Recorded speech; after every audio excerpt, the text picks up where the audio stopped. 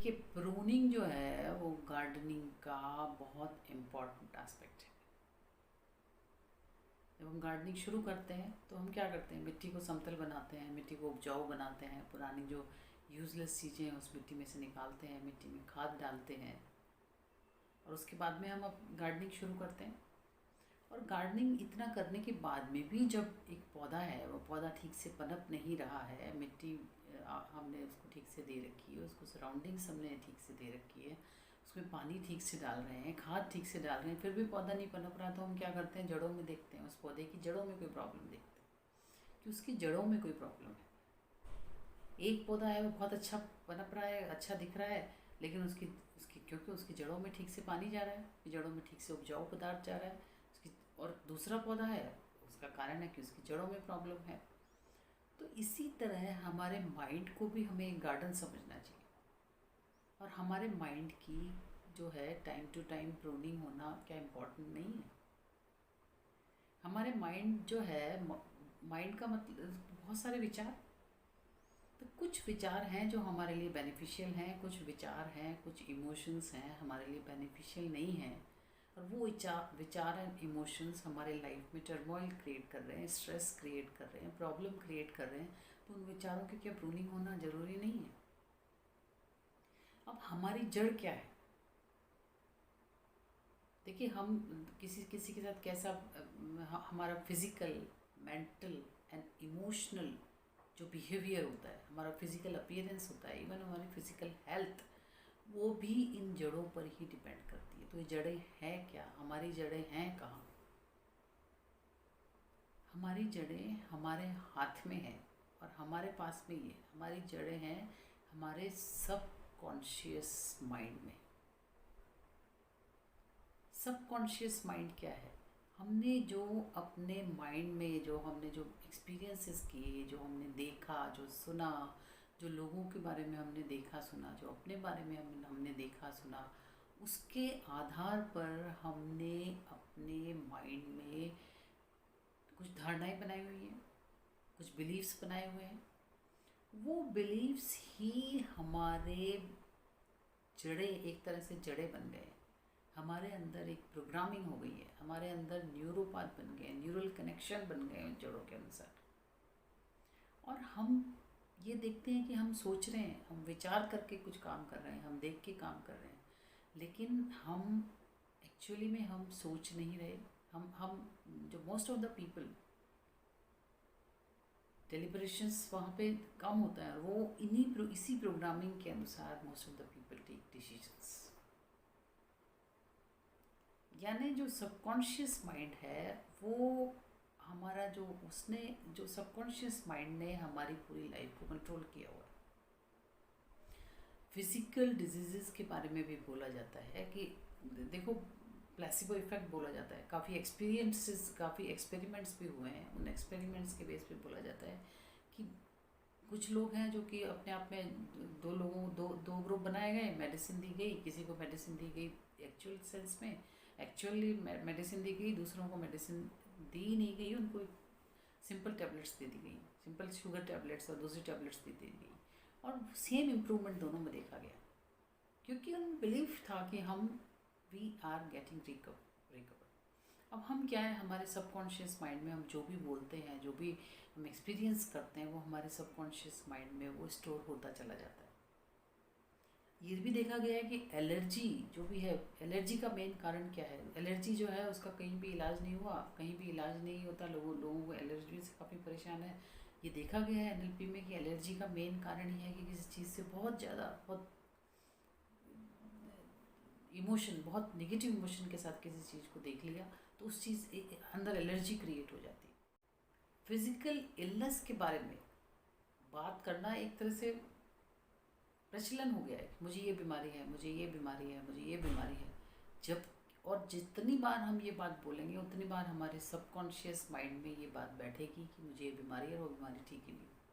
और इसके अपोजिट यदि हम करें, हम बीमार हैं और उस बीमारी के बारे में यदि हम बात नहीं करें और केवल इतना सोचें कि वी आर गेटिंग रिकवर्ड, मैं हील हो रहा हूँ, मैं रिकवर हो रहा हूँ, बाकी जो चार्ज है वो सबकॉन्शियस माइंड अपने हाथ में लेता है। और ये देखा गया है काफ़ी, जो बीमार लोग हैं उन्होंने जो उनकी जो पॉजिटिविटी जो है, उन्होंने जो पॉजिटिविटी रखी और बीमारी के समय जिन्होंने कॉन्फिडेंस रखा वो हील हुए।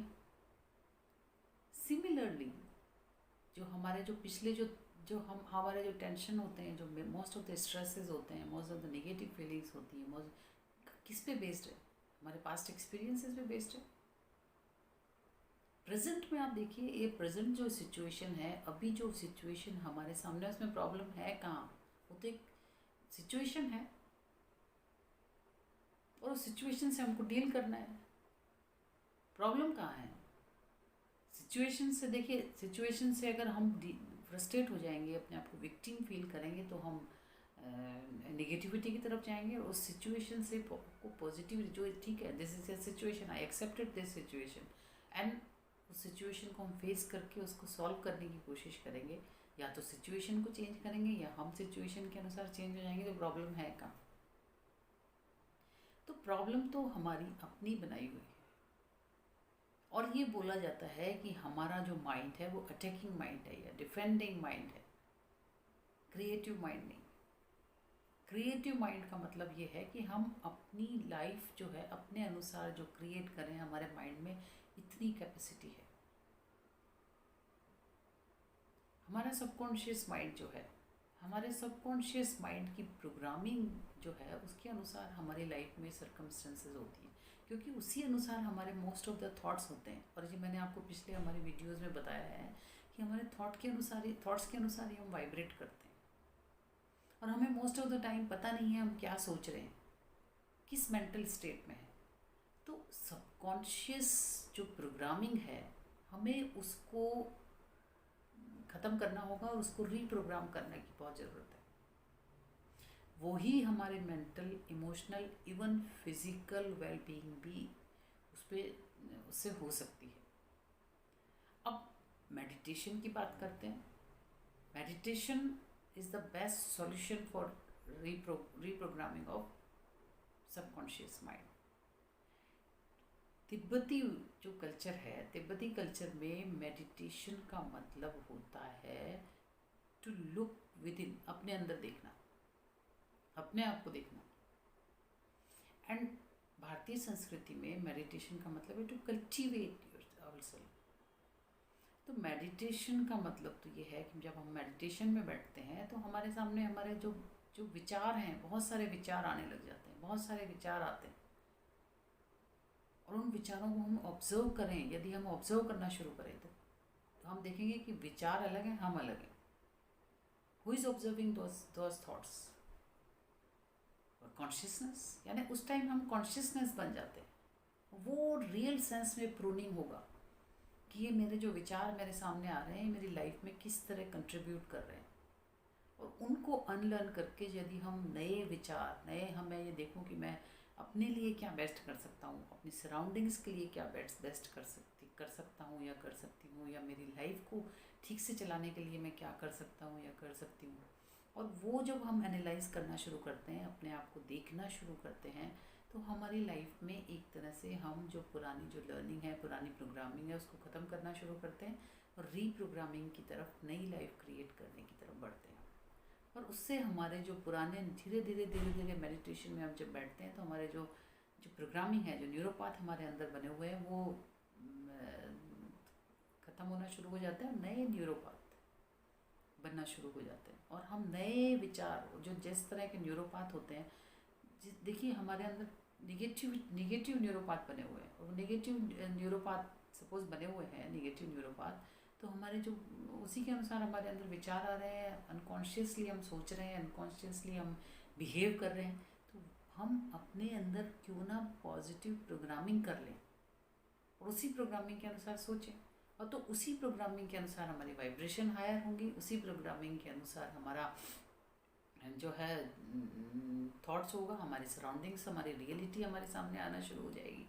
तो क्यों ना हम मेडिटेट करें और अपनी नई लाइफ के बारे में सोचें।